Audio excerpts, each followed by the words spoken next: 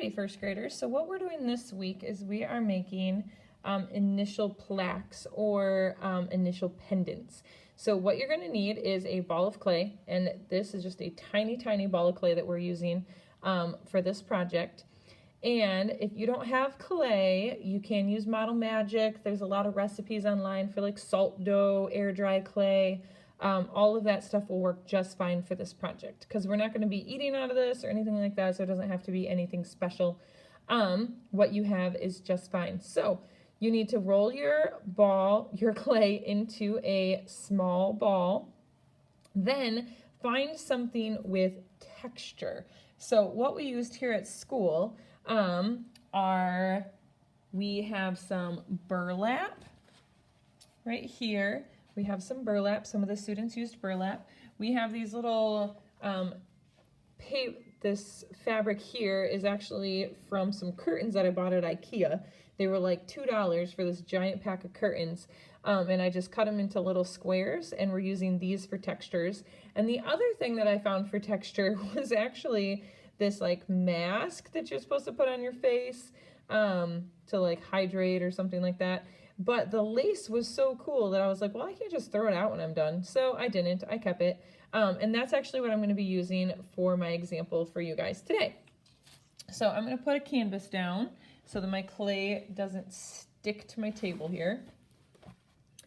And then I'm going to put my lace down, and whatever you guys find for a texture is just fine. You just want something with some sort of texture. And texture is how something feels. Texture is how an object feels to the touch. So it should have some sort of holes or bumps or something like that.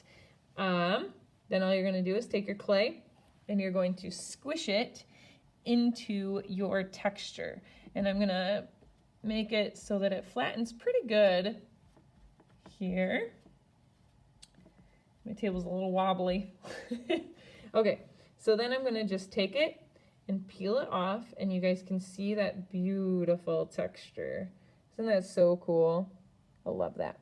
Okay, so then you can leave it just like this, or you can cut around it. I had some students, a lot of students actually, who wanted to cut around it and make it a different shape. You can make it a diamond or a heart or a hexagon or some sort of fun organic shape. And that is just fine too. I can pull out some of the other examples that I made in a minute. But then your next step is going to be to actually make your initial. So my first name is Vanessa. So my name starts with the letter V. So what I'm going to do is just take a little scrap piece of clay. I'm going to roll out a snake. And you can do this between your hands or flat on the table. Sometimes I find that it's easier to do it flat on the table.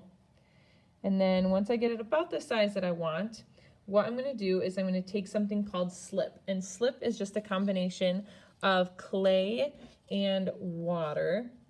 And it's supposed to look dirty and muddy like that. And what I'm going to do is I'm going to just dip my finger in. And then I'm going to get just the surface a little wet. Notice I'm not smoothing out my texture. Don't ruin your texture. You just want to get it a little wet. So I'm just dabbing some water on there. Then I'm going to dab some water onto that snake that I just made.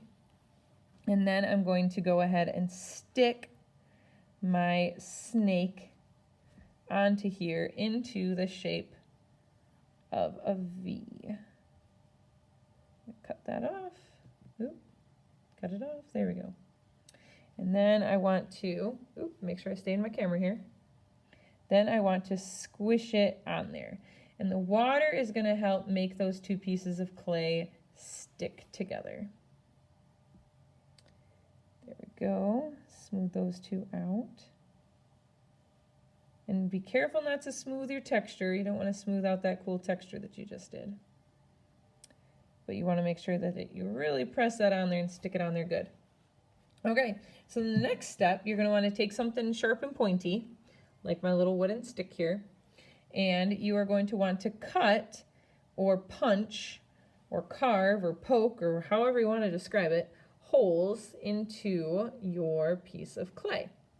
And I recommend doing 2 so that we can string and beads through this in a couple of weeks.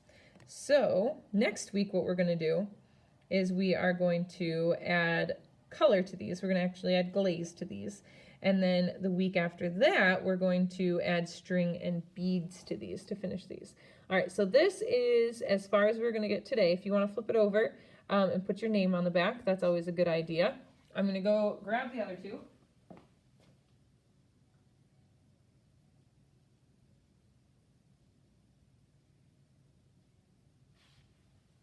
All right, so see, these are some of the other ones that we have made today.